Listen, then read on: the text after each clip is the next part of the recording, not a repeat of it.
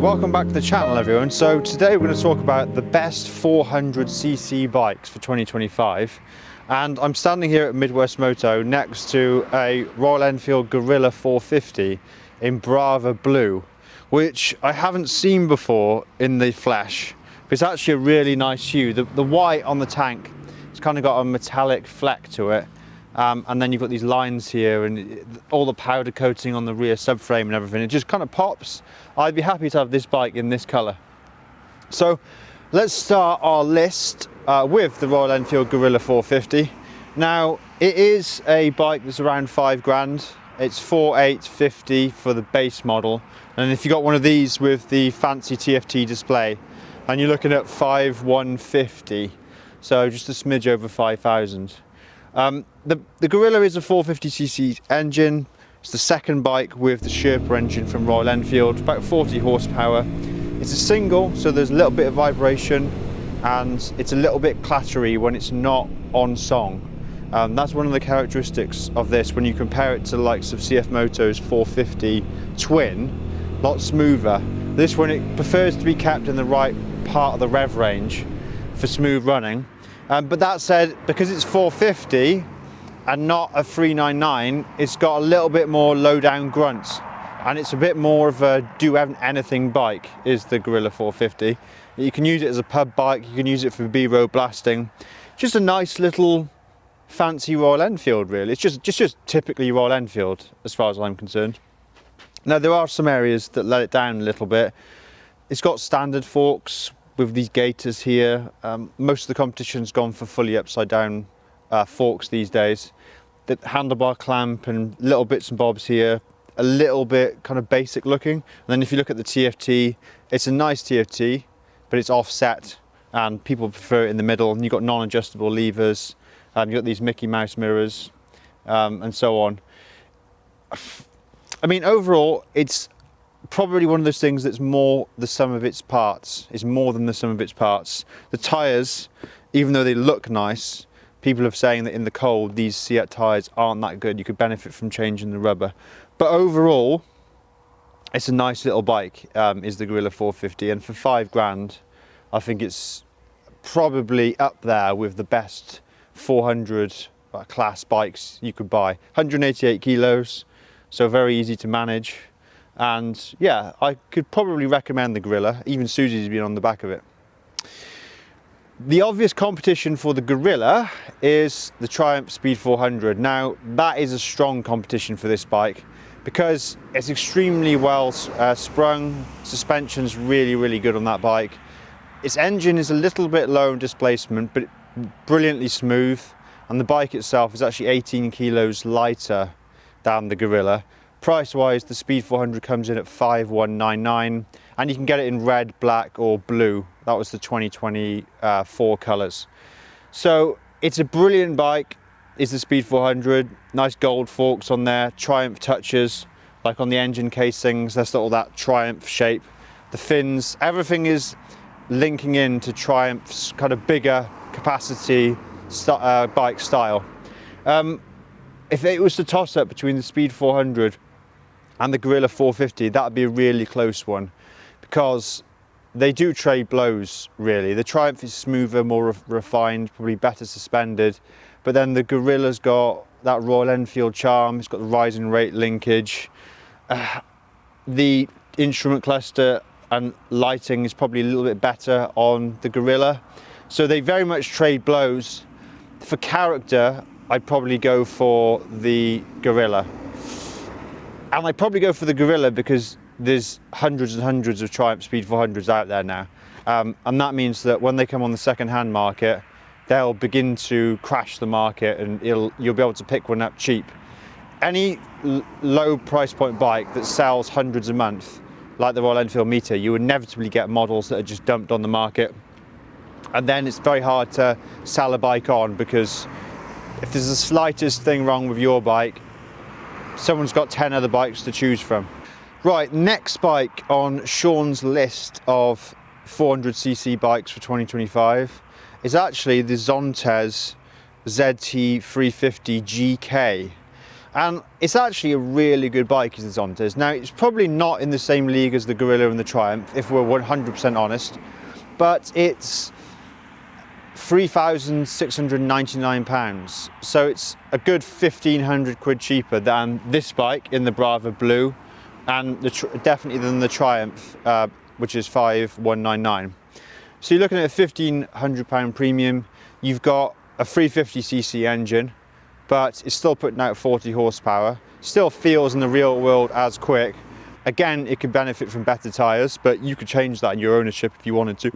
It's also quite well suspended as well. Like, it just feels great. It's got a great chassis, great suspension, potent engine for the capacity. The only thing that lets the Zontes down is it's all this like silly tech on there. Like, you press all these buttons to unlock the handlebars, and it's got keyless ignition, and the seat and fuel flap, you've got buttons on, and you kind of think, after a couple of years in the winter, if those buttons start working, then it's going to be a real pain, and like some circuit board required to open the the fuel flap. I think it's a bit silly. I know that in the emerging markets, the youngsters probably like all that technology on a bike, but it just, if they just perhaps put a set of decent tyres on there and left all the tech off, that would be a better exchange for me. One good thing about the Zontes is you've got a nice screen on there, and you can pair it up with your phone, and you can, what do they call it, like cast your phone screen onto your the screen on the bike, which is quite a nice feature. And the Triumph doesn't have it because it's LCD, and even this with the TFT still doesn't have that feature. So if I wanted a bike for an absolute budget, still like got that 40 horsepower punch, I think the Zontes would be a good shout. And generally they're a nice bike, like it's not going to go wrong. Not quite as nice finished as these two, but then again, you're saving 1,500 quid. Right, fourth bike in the list is CF Moto with the 450 engine. Now, I could say 450 MT, I could say CLC 450, I could say NK 450. As we're comparing kind of roadster style bikes, we'll say 450 NK. And nice little bike, very light, 165 dry, 175 if you count the fuel and oil and stuff. It is a lovely engine, very characterful, like a raspy V-twin, 270-degree crank, nice exhaust note, very light, revvy little bike. Not as much torque as the old Gorilla, because I have tested these two bikes back to back. And I think I would probably have the Gorilla over the CF, but the CF in isolation is also a great bike. Really, really nice TFT, very light, nice little nimble handling bike, raspy engine. It's a good bike, to be fair. White's a little bit bland, so I'll probably have the blue version of it, but it's just a good effort really by CF, and it's in line with the rest of the bikes in their lineup. Everything's coming out of China, really good quality these days. So we'll move on. Another bike, number 5 on my list of bikes you should look at, is actually the Vosges 350 AC. Now, this is a weird one to choose for a 400cc bike list, because the Vosges is actually 322 cc's, and that means that it's significantly down in displacement compared to the likes of the Gorilla, which is at a 450, or actually 452 cc's for this single. Now, where the Vosges scores very highly is it's about 165 kg wet. It's extremely sort of well proportioned and small and nimble, a little bit like the CF. But with the Vosges, you've got this really funky, like a colour LCD retro display. Like, think of a 1980s or 1990s Casio watch, like the top of the range Casio. It looks like that. It's super cool.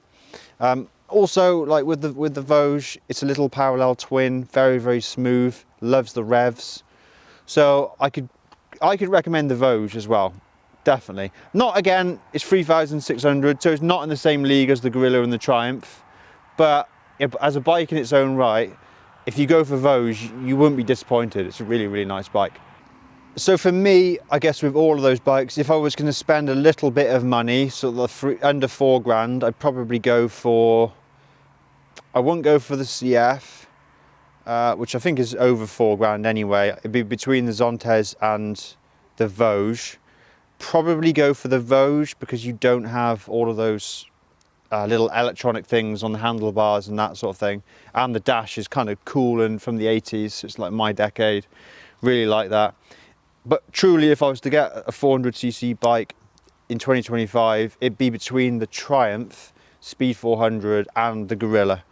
Now on paper, the Speed 400 is probably a little bit better because the suspension, it's got huge numbers of sales behind it.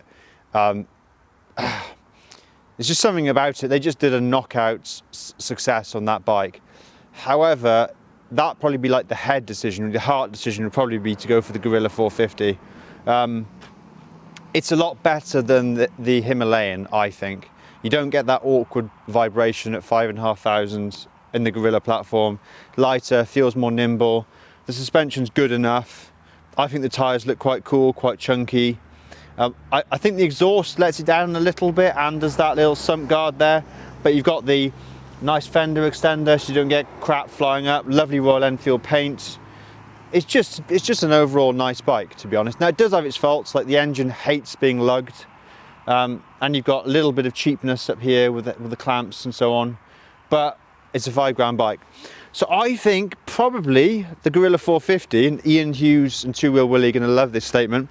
I think the Gorilla 450 is probably the 400cc class bike to go for in 2025. I might be biased because I'm standing next to it here, but it does look, it just pops. It's a really, really nice bike.